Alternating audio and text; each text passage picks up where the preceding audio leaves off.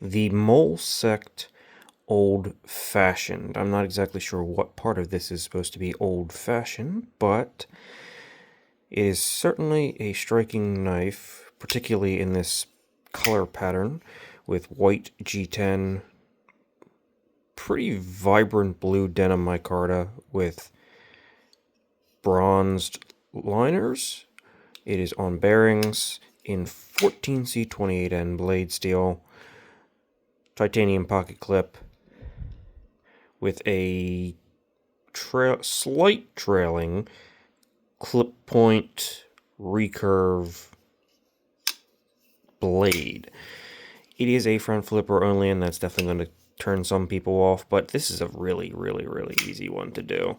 So I think give it a shot. It's also bizarrely comfortable. It shouldn't be.